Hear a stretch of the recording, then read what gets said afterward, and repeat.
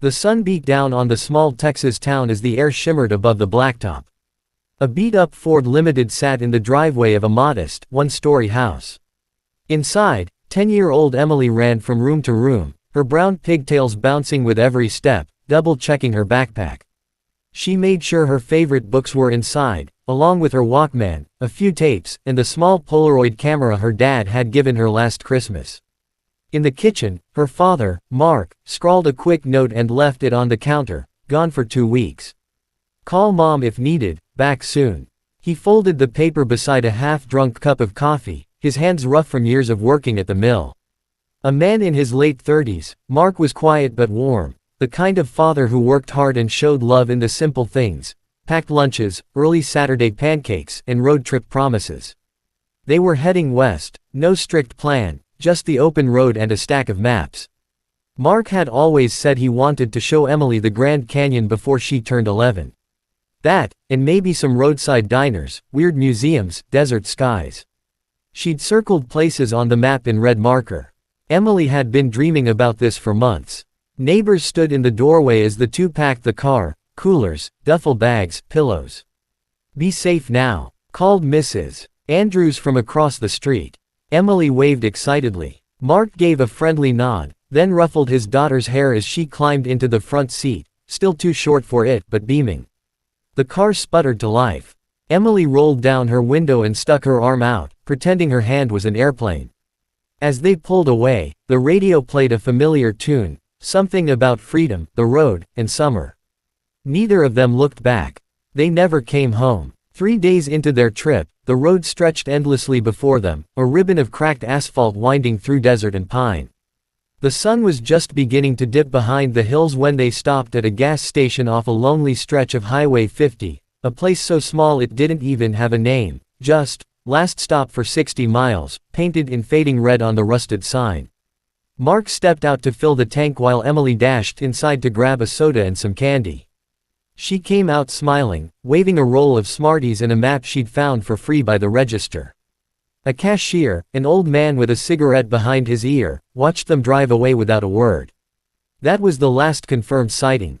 Later that night, they were supposed to check in at a roadside motel, one Mark had called ahead to reserve. The owner waited until well past midnight, the "no vacancy" sign still flickering in the window, before finally turning off the porch light. No car ever arrived. The following morning, the motel manager called the number Mark had given, the home line back in Texas. Emily's grandmother picked up. Confused, she assumed they'd just lost track of time or stopped somewhere spontaneous. But when another day passed with no word, no postcard, no call, the worry turned to fear. A missing persons report was filed. State police retraced the last known movements, questioning attendants at the gas station. One remembered a little girl with braids, another swore they saw the car heading west near a canyon turnout, but none could say where they went next. Helicopters searched for days. Flyers were posted in towns across the route. But the terrain was vast, remote, and unforgiving. Without a crash site, without witnesses, without a single dropped item, it was as if the road had swallowed them whole. In time, all that remained was silence. The seasons rolled on. Trees shed their leaves and bloomed again, years turning over like pages no one wanted to read. The missing posters, once bright and urgent, faded and peeled. From telephone poles, the news stations stopped running the story. Other tragedies filled the headlines. The world moved on, but for Emily's mother, Claire, time stood still. Every morning, she checked the answering machine, even though no message ever came. She kept the same landline number, just in case Emily ever called home. Her daughter's room stayed untouched, preserved like a fragile shrine. The teddy bear on the bed, the stack of books she was halfway through, the postcard she had planned to send to her best friend, all remained exactly where she left them. Dust gathered like silence. The police kept the case open for a while, even revisiting it once or twice when supposed sightings were called in. A waitress in Nevada swore she saw a man and a girl who looked like Mark and Emily, but when investigators arrived, the pair were long gone. A drifter found a child's shoe on the edge of a canyon, but it didn't match Emily's size. Each lead led nowhere. Eventually, the file was labeled inactive, not closed, but no longer receiving active attention. Claire never stopped pushing. She wrote letters to news stations, called private investigators when she could afford it, and joined online forums where others shared similar stories. Sometimes she felt crazy, talking to strangers about clues that didn't exist. Other times, it was the only thing keeping her tethered to hope. By the time the new millennium approached, Emily would have been 26 years old. Mark, had he lived, would have been in his early 50s. Friends stopped asking. Extended family stopped mentioning it. People didn't know what to say anymore, or worse, they pitied her, which she hated. All she had left were two faces frozen in time, a man with a crooked smile and a girl with sunlight in her eyes, both staring out from a photo on the mantel. They had vanished without a sound, leaving behind only questions that no one could answer. It was a gray morning in the spring of 2000 when the discovery was made, by accident, as these things so often are. A tow truck driver named Len had been clearing out vehicles from a shuttered junkyard in a rural part of Nevada, a property that had changed hands after the original owner passed away. The lot was cluttered with rusting cars, overgrown with weeds, and long forgotten by anyone who cared. Some of the vehicles had been sitting there for decades, baking under the desert sun, their paint faded, their tires melted into the dirt. Len was halfway through his workday when he noticed an old Ford Limited tucked behind a sagging chain-link fence, partially obscured by a collapsed shed. Something about it felt strange. It was wedged in at an odd angle, as if someone had tried to hide it rather than abandon it. The car was sun-bleached and the windshield cracked, but the Nevada dust had preserved it in a way, freezing it in time. He radioed for permission to open it up before hauling it away. The door groaned on its hinges as he pulled it open. Inside, the air was stale, dry, but something caught his attention immediately. In the back seat lay a small, rotting backpack, the fabric still showing faded cartoon characters. He hesitated, then popped the trunk. What he found inside made him stagger back. A pile of old, sun-dried bones was curled against the trunk wall. There were remnants of clothing too small for an adult. A tarnished silver locket lay in the dust, snapped open to reveal two tiny photographs, a man and a girl, both smiling. Authorities arrived within hours. The scene was cordoned off, and forensics specialists began to work carefully, cataloging every inch of the car. Local news reporters hovered near the gate, cameras rolling, as whispers of the discovery spread. It didn't take long for someone to make the connection. The plates matched the ones from the 1984 missing persons case. The items found matched those described in old reports. And inside the glove compartment, a faded receipt from the gas station where Mark and Emily had last been seen sealed the grim truth. 16 years of silence were shattered in a moment. The lost car had been hiding in plain sight, buried not in the wilds, but behind rust and neglect, in a forgotten corner of a forgotten lot. The call came just after 9 a.m., and Claire nearly dropped the phone when she heard the words. It had been so long, too long, that part of her had given up hope of ever knowing. But when the detective said they had found something, her breath caught in her throat. She listened in silence, her free hand covering her mouth, as the voice on the other end gently explained, a car had been found in a junkyard in Nevada. Inside, remains, personal effects, items that pointed unmistakably to Mark and Emily. She didn't speak for several seconds. The quiet stretched. Then, her voice, broken and hoarse, whispered, "Are you sure?" They were sure. Over the next few days, tests were run to confirm what the items already suggested. Dental records and DNA matched. The locket, still containing the photo Claire had taken of Mark and Emily the summer before they left, was a clear identifier. A faded children's book with Emily's name scrawled on the inside cover. A gas station receipt from their last known stop. Piece by piece, the puzzle came together with devastating clarity. When the results were confirmed, Claire sat on the floor of her living room and cried. The kind of crying that comes not just from sorrow, but from years of tension uncoiling all at once. 16 years of uncertainty, sleepless nights, and unanswered prayers dissolved into a moment of brutal clarity. She had always imagined them somewhere, maybe trapped, maybe hurt, but alive. Now she knew. They had never made it out of that car. They had died alone, together, far from home. The small town that once sent them off with waves and well wishes mourned all over again. Newspapers ran the story with somber headlines. Photos of the young father and his daughter reappeared in shop windows and community boards, this time under bold text reading, "Found." The police offered what little comfort they could. There was no obvious sign of trauma on the remains.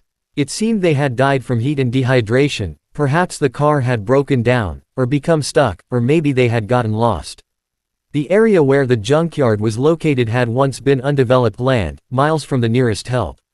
Without food or water, with no passing cars or open roads nearby, they may have waited for rescue that never came. Claire was given the locket. She held it in her hands for a long time, sitting by the window, watching the wind move through the trees. For the first time in 16 years, she knew where they were. And while the pain didn't ease, the not knowing was finally over. The Ford Limited sat under a tarp in the forensic lot, a silent witness to a tragedy no one had understood for 16 years. The investigation, once cold, was suddenly burning again. Detectives combed through every inch of the car, hoping for anything that could explain how Mark and Emily ended up in that remote junkyard. Amid the debris and weathered artifacts, something odd stood out: an old road atlas, its pages brittle and yellowed, tucked into the map pocket behind the driver's seat. At first glance, it seemed ordinary, marked with pen trails and scribbles. But as an evidence tech flipped through it, he noticed a particular page that had been folded and refolded multiple times: Nevada and the surrounding desert region. On it, a specific route was circled in red. It wasn't the most direct path from their last known stop to their intended motel. It was an odd detour, winding through back roads and long abandoned mining towns. Next to the circle, in Mark's handwriting, were the words, "shortcut." Followed by a question mark and a smiley face, his way of lightening the mood, most likely for Emily. Investigators stared at the route. That detour ran close to where the junkyard now stood, though back in 1984, the area was barely developed. No cell service, sparse traffic, only dirt roads and dry, crumbling hills. It was entirely possible Mark had decided, for whatever reason, to take that shortcut. Whether it was to save time or simply to show Emily something interesting along the way, it had been a fatal choice. More questions emerged. How had the car ended up in the junkyard? If it had broken down or run out of fuel, why hadn't they been found then? The most chilling possibility was that someone had moved the vehicle there afterward, long before the lot became an official junkyard. A few notes in county property records showed the land was once privately owned by a man with a record of minor offenses, including trespassing and theft. The detective leading the case, a sharp, focused woman named Elena Ruiz, ordered a deep background check on anyone associated with the property's past. Meanwhile, forensics turned up something else inside the car: a dusty Polaroid camera with its final picture still intact, long overexposed but partially visible. It showed Emily, sitting in the front seat, grinning, with a glimpse of the desert behind her. The photo was dated the day they disappeared. It wasn't just a detour. It was the beginning of the end.